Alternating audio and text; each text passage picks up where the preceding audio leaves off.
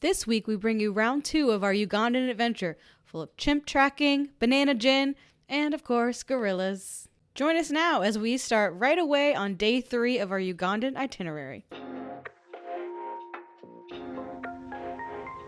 Welcome to the Travel More podcast. Each episode, we share custom itineraries, travel hacks, expert advice, and even stories of our past travel failures to help you level up your travel game. I'm Shelly, a lover of plans, itineraries, and cheap flights. I'm an expert deal finder with one eye always on the budget. And I'm Bruce, the improviser, ready to pick up where plans fail to turn letdowns into unexpected trip favorites. We're here to bust through barriers that stop you from making your travel dreams a reality. So book that flight, buy the tickets, and say hello to your next adventure. This is the Travel More podcast. So the next day, now we went into the wild. Yes, so then we went north to Murchison Falls, right? Is that where we went first? And also that's like the park. So there's these awesome waterfalls. It's still the Nile. Yep. And it's where the Nile kind of like hits a impasse. Like you can't possibly take a boat. Which is why Uganda was really cut off isolated from everyone else. Because you can't get there from the Nile like a boat. Right. Because you had to go over Murchison, you couldn't. Exactly. So early before, you know, the ability to trek in there safely, I guess. There's nobody by boat getting into Uganda. Yeah, which is why, we learned this way later in the trip. We went to a different museum, but, they didn't have written language until, the 1890s. Yeah, there was just... And even a lot of the people that live there now are transient within Africa. Right. So some of the original people that live in Uganda were not really associated with most outside areas, you know, earlier than that. So anyway, Murchison Falls. We got really into the history, if you can't tell. It was very cool. Murchison Falls, George told us that had healing powers. And honestly, if anywhere in the world has healing powers, it's that place. It was so incredible. It was just so massive. And we've been to Niagara Falls. We've been to other major waterfalls, but this one was just different. I don't know how to explain it. Also, we're the only ones there. Yeah, so, it was cool. Yeah. It was us and one other couple was there eventually, or was there but was way down below. I forget, but it really felt very isolated, which was pretty cool. So that's fun because we got to see from the top, and then we also took a boat later, on the lower part of the Nile, which I forget. It's called the White Nile, and then something else. Yeah. They changed the name because it goes from the rapids to more still water. Yeah, that's where the hippos and that's where the wild, all the crazy animals, dude. It's so crazy. Crocodiles, hippos, elephant. Mm-hmm. So then we did some game drives as well when we were out there. And that was fun. And I will just say, because I assumed, I was reading it and I was like, okay, game drive.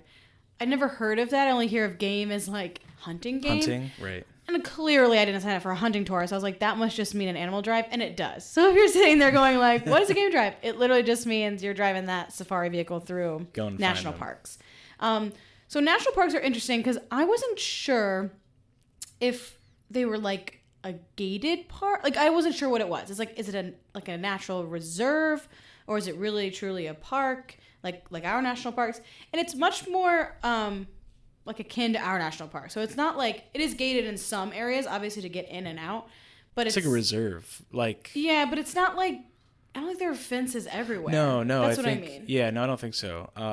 It's more like Yellowstone. Right, exactly. Yeah, it's like Yellowstone. Although, speaking of reserves, and I feel like we're going to keep doing this, and we're going to have to be faster if it's not going to be an hour and a half podcast today. Yeah. But the other thing we forgot to mention was the fact that we did stop by a sanctuary. Oh, the rhinos. Yes, the white rhino, right? Yeah. Which are extinct in the wild. In Uganda, yeah. In Uganda, at least, and maybe elsewhere. Mm-hmm. But they're a really important part of the ecosystem because without them, things are out of balance. So, people kind of have to take their place of what their job is. Tell the story how they got it. Okay, the story is pretty cool. So, their rhino population was mostly, I think, all initially donated, or most of them. No. So, tell the story. Tell the story. I do remember it. I want to get it right. So they had wiped out their rhino population completely. But like Bruce said, they're a huge part of the local ecosystem. And so Disney's Animal Kingdom donated the first pair of rhinos to start this rhino sanctuary. And now... That's right. They did start it. Okay. Yeah. And now they have under 100, I think. 40? Yeah, I was going to say maybe under 50. I think 50 is when they were going to start releasing them into the wild. They were very close to a serious success. Yeah. And it's just... But we went trekking on foot for rhinos, And I think that actually was the thing that scared my dad the most. He was like, you're just going like to rhinos? And I was like, yeah, but our guide assured us that they can't see. So if they charge at you, just get behind a little bush. So is that true or not? We'll never know. We didn't have to find out. So.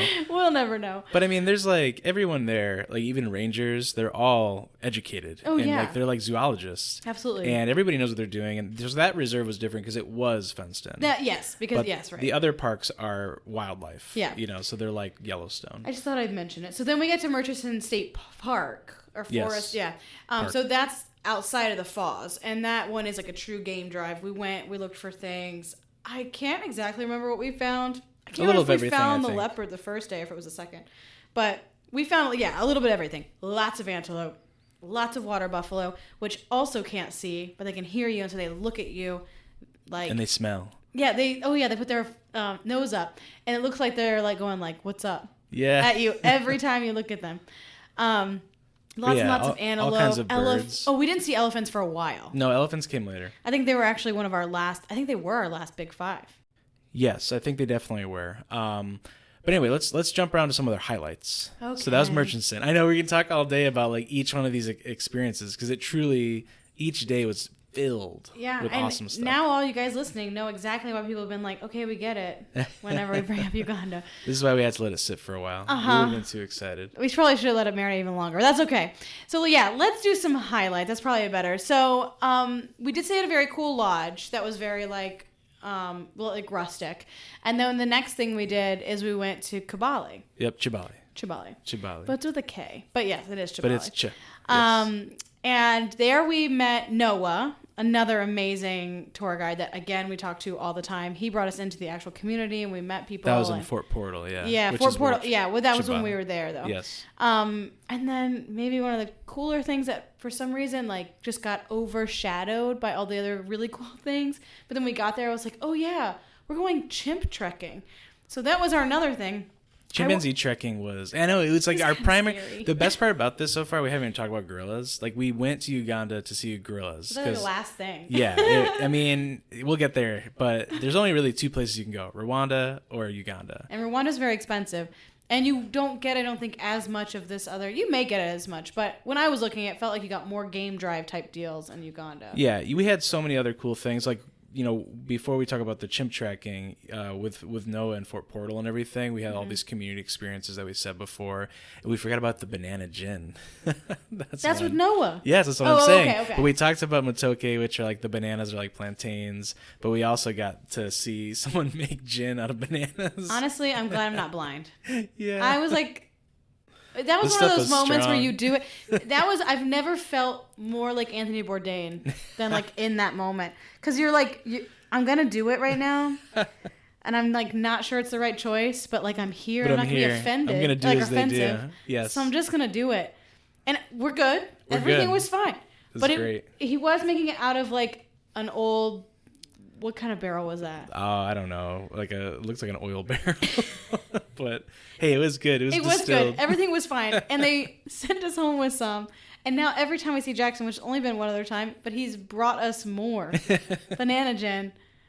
Which is that's just to show you how nice he is. He's brought us all kind of gifts when we saw Anyway, it was awesome. So I just want to say, because like we got a lot of cool community things beyond just the animals. But back to Chibale. So chimpanzee trekking was wild. That was actually scary. It was actually scary. So there's this one moment where we're a group of probably 8 people. Yeah. And we have to hike a decent amount to kind of find where they're at. And at one point, I was filming, and luckily somebody else was also filming. Thank goodness. And like the alpha male of the chimps like came rushing at us, and I think my pants were destroyed. No, but you actually dropped the camera. So I have like our actual camera for like real photos, and then Bruce I have a better like phone, so he has my phone like camera filming. Yeah, that's all you see. It's like the like noise of the chimp, and then it just is gone. No, we should post the video. People understand. You hear the cry of the chimpanzee coming. Anyone would be struck with fear. I'm pretty sure you see in this guy's video, who's a German guy, so you can hear him talking in German, and he like turns around, and Bruce is like on my back. Like he is. I was like, oh, this is cool. Should have probably been more scared than that. Bruce was terrified. Like, he was like, this is it. Like, but the best part is the ranger is just like, oh, he's just the boss. He's showing off to you. Like nothing. Knows their behavior and is just like, he's just doing this to like announce himself. But that is what happened. And then they cool. all chilled out and we got very close to them. Yes. We were probably, what'd they say, like 6 feet? Yeah. Yeah. We had to wear masks because we were so close, and they can get COVID. Because this was close to COVID. Yeah, so. And we had to literally put on masks because we were that close. Anyway, that was a big highlight. That was wild. I also had never seen chimps before. No. I've worked in a zoo and all kinds of things like that with animals, and I've never seen a chimp, so that was pretty cool. So then we kind of kept going. I'm like seeing the map in my mind because we like went northwest and then started making our way south on the western part of Uganda. To Queen Elizabeth? Yeah, so that's like their biggest park, I think. Mm-hmm. Probably the most popular. Yeah, well, it has the part of Queen Elizabeth that has the tree sleeping lions, like the ones that sleep in the trees. Oh, right. It's still in Queen Elizabeth. It's called something with an I. Yeah, I'm losing the name. But that's why it's really popular, and it's the best game drives. Yeah, you may have seen that. That's like a certain thing. Like these lions have learned. Even though they're not a different species, they like sleep in trees. So they're like the only ones. Yeah, unusual. Yeah, we didn't get to see them though. Oh, that's it. Ishasha. We didn't see any in the trees. Although we did find a mom with her cubs at Queen Elizabeth, and that was very cool. That was cool. We went hunting. I remember George was relentless. He's like, we're gonna find them. He made us wake up at 5 a.m. to go try again. Yes, we got to the park before it was open, and we honked the horn until they opened the gate. But I'll say, it's good to know, like, there's 2 seasons pretty much, wet and dry. And dry is better for some reasons, but it can be more difficult for some animals to see them. Yeah. So, just so you know. We saw a good amount of lions, but a lot of our major sites, I think, were in Queen Elizabeth. The leopard sightings were better in the first one, Murchison. Yep. But everything else pretty much was better at Queen Elizabeth. At one point, we came over like we were up tall and we could see a valley below. Like a plateau of sorts. Yeah, and there were like hundreds of elephants. Dude, it was like Jurassic Park, but with elephants. Literally. That's what it felt like. In fact, it was so intense that we like pulled over and like cracked a beer and just hung out and watched the sunset. Oh yeah, that was awesome. That in itself, what a life. Like, that's such a cool thing. So anyways. And when you see like 100 elephants that exist and they can sustain themselves, it's they're just like, chilling. It's incredible. It was very cool. So Queen Elizabeth and I also have to mention that this was one of the coolest places that we stayed because we met the guy who owned it, which we did for a lot of them. But this guy loved Americans because he actually lived a lot of the year in Tampa. He's from Uganda, but he lives in Tampa a lot of the year. And we hung out with him a lot. We like drank his like homemade whiskey. He took us out for night drives. Oh, the hyenas, yeah. For the hyenas. We went in his personal vehicle to go look for these hyenas, and they were like he fed them the scraps from dinner. Yeah, he's awesome. And they were everywhere. It was very cool. So this was like one of those, like, I feel like a celebrity moments where I was like, I don't know why I'm getting this kind of treatment, but this is pretty cool. Like, yeah, no, that was one of the highlights is meeting Philip, who owned the lodge there, and awesome. And there was also the salt lake where they harvested salt. Mm-hmm. That was a cool thing too. That was cool. Anyways, after Queen Elizabeth, then we made our way to Burundi. Yes, I believe so. Yep. So because then we were already kind of south. Yeah. And we did Ishasha. We stayed at another kind of like a different lodge, which was cool. Kind of in the forest. It was really quick though. Mm-hmm. There were monkeys like on our porch every day. Yes, there were monkeys there that night. Yeah. But we made it. So then we made our trek to like the apex, like the climax of everything. Which because this wasn't good enough. Yeah. All these other things. You know, you go to what they like to call the Switzerland of like Africa, I guess. It was so beautiful. And it's because it's very mountainous and it got cold. It was literally cold. I think it was at 50s at night. They gave us warm towels when we got there. Mm-hmm. That's how you could tell. Yep. And it's very mountainous. It's very difficult to traverse and it's gorgeous. And kind of scary. It's like, yes, the southwestern part of Uganda. We were like on the edge of many mountain roads where I was like, if I were to step out of this vehicle right now, I would just fall off a mountain. Like I was on the edge. But it was so cool. And you could see in the distance these like volcanoes. Yeah. Like they're dormant, but this is like the habitat for mountain gorillas, which there's like 800 left in the world. Yeah, and they just sit between, it's like Uganda, the Congo, and Rwanda. It's like this area where all three meet, and that's the only place you can find them. Obviously, don't really travel to the Congo, so really the only place you can go and see them is Uganda and Rwanda. Mm-hmm. It was, life-changing. Yeah. There was a lot of really cool. You get to hike in. So generally how this goes, and I don't want this to be like a 3-hour podcast, so I'll try to be short. But generally how this goes is there are a couple of families of gorillas, and they have been like introduced to humans. You can't like really introduce them. I just mean like they've been around humans. Since birth. Since birth. So they have like these guides that go and they kind of like inch their way closer and closer to the family. Still though, you keep your distance. I think they want you to be maybe 10 meters or something. So about 30 you don't feet. Want to get super close. But... They can get close to you, which is what happened to us. But they can come generally, you don't go to them as further than 10 meters. Right. And then each group goes out for only, you get an hour with the gorillas. Yeah, once you find them. Once you find them. So you have to go essentially to where they were before, and you have a guide that goes out before you that gives you like a better idea of where they might be, because it can be a really long hike. They say it can take up to 6 hours. Ours was like a medium, I would say. It wasn't too bad. I think we probably hiked for an hour and a half, 2 hours, and then found them, and then hiked back. Yeah, it wasn't bad. It's extremely dense. It's the impenetrable forest. That's literally what it's called. Yes. Yeah. So they're like bushwhacking. I mean, they're literally cutting our path as we're going. So for Bruce and I, it wasn't bad at all. Actually, we were very nervous about this hike because we know what to expect. Yeah, we just didn't know. But we've hiked harder things. Much harder. Longer and higher elevations. But I mean, without the guide with machetes kind of hacking the way, it would be like impossible to navigate. But there was a guy on a tour. So again, we're with like, I don't know, probably 5 or 6 other people. So small group. And there was a guy who had quite a bit of trouble. So, they do try to like kind of put you with groups that they think like you'll be able to handle. So like they're not going to put somebody who says like I'm in bad health at the gorilla family that's the furthest. Like they're going to try to keep you close. But anyways, so we hiked in and we found them, and we kind of followed them in a little bit. There was a baby. We watched him play for a while, and then we kind of found the whole family, and just like watching them just like hang out. I don't know. It was the silverback. I remember one time he got upset, and the ranger like spoke to him. This is like your favorite part. It's like the story you tell every time. Because he was like in a low like grunty mumble. Are you gonna try to do it? No, I'm not gonna try. And he just was like, whatever the ranger was doing to communicate to this gorilla was beyond. He like got in his face. Yeah, because he's just like, chill out, they're fine. And then gorilla, he came down, the silverback, and he was like inches from us. And he just sat and ate. And he was okay. I thought he was like, another guide at one point was like, hey, and I thought he was going to be like, back up, because he did at one point tell us to back up. Not us, but like the people in front of us. They were like, back up a little bit. But he was like, hey, take your camera out. Yeah. But I was thinking like, this gorilla is like, could grab my leg right now. Like he is so close.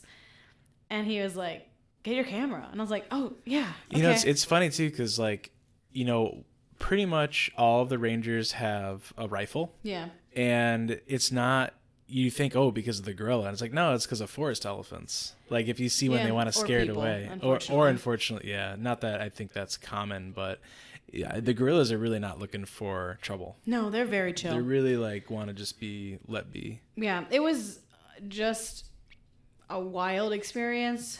One that like, you like wish you could just live in forever. You know what I mean? It's like one of those where you're like, okay, I have to remember like this moment and like exactly what's going on right now.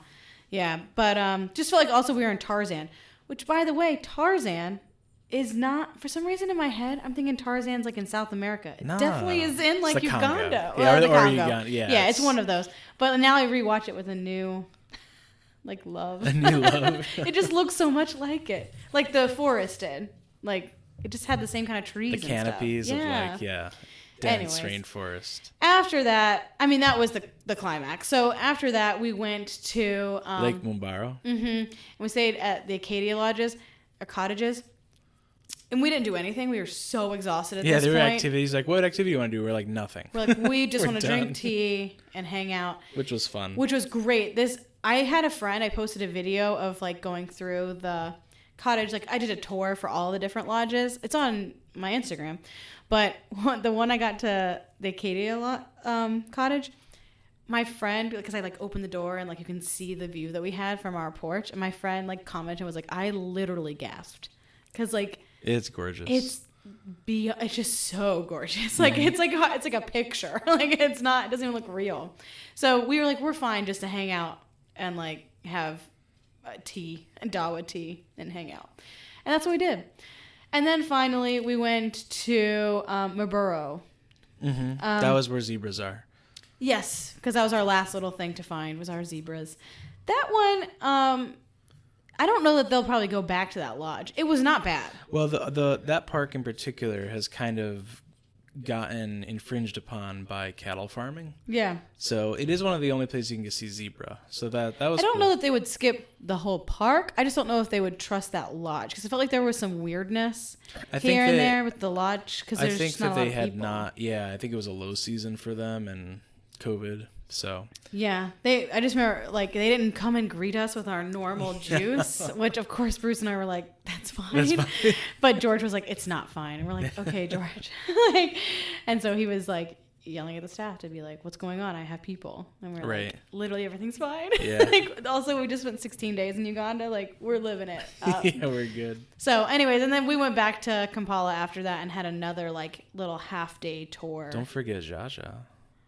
We did. We did a side quest. We had to get, I think, like milk, right? Yeah, and meat. And meat. Yeah, well, because so we were by the cattle farming, and then we went to see George's mom, grandma.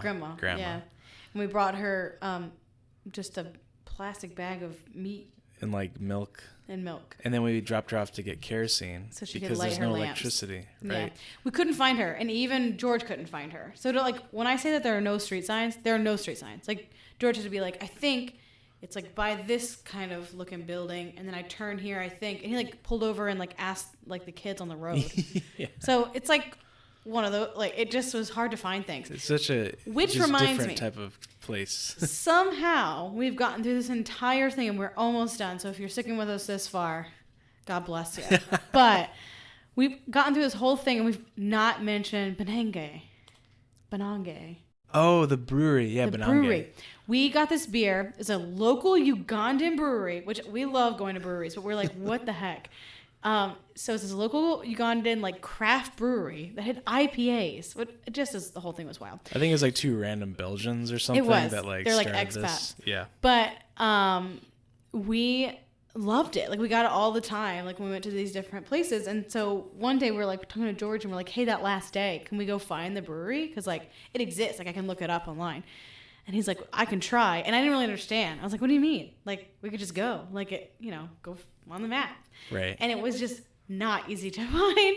And poor George did find it for us. We did find it. I don't think he believed that it existed. I don't think he believed us. And then of course it's this like, for the standards there, expensive. Oh, place. Like crazy expensive for what things were. I literally think our lunch, I mean, and we got like flights and stuff like that. But the 3 of us, I think it was like $70 or something, which is like just unheard. Like, well, and to be fair, I think like there is a part of Kampala that is, of course, more connected to like I guess the prices of like other cities. So if there's one part that's like hosting people from other countries, you're gonna find it at this brewery. Yeah, but we did feel bad because our food and everything is included in the tour, and that was the one. If Jackson, if you're listening, shh. But we paid for that one because we're like, George, absolutely not. No way. That is not. This is not what we signed. Not what you signed up to have us paid. No. That's not a normal meal. That was so fun though, and our cup made it back home. It did somehow. Somehow the glass. Our mug. We don't use it really anymore because it's like kind of faded. We don't want to kill it. Yes, but we've got it. We got it. Yeah. Wow, I could literally talk for another hour about Uganda. I know, there's so many, like we barely scratched the surface of everything we did and how incredible. I think we just got to post more pictures. We have one article on our blog. Yeah, but I have like 2 different highlight reels on Instagram that go through like every day. I think if you guys have made it this far, you jumped around, definitely check out Instagram and see the reels. That gives you a lot better, obviously, idea. But it was, wow. I loved it. I'd go back again. It was supposed to be a bucket list thing that was like a one and done. No, we're not. We're definitely going back. Yeah, it's definitely not one and done. So maybe we'll do some sort of group trip eventually. That would be cool. I'll go with Primate World Safaris. That would be awesome. Stay tuned. Stay tuned. It's now an official plan for the future. There you go. All right. Well, thank you so much for sticking around. Can't wait to talk to you next time. See ya. Did you know that every time you book a Disney or Universal vacation, you're paying for a service that you may not even be using? Really? That's right. Travel agent costs are added to your Disney or Universal vacation, whether you use one or not. So you're telling me that I'm paying for something even though I'm not getting the help? You got it. So next time you want to book a theme park vacation, make your money work for you. By booking with Magic Pass Travel, you'll get our expertise and years of experience without paying any extra and while supporting a small business. Check out our show notes to find our contact information. Can't wait to help you plan your next adventure.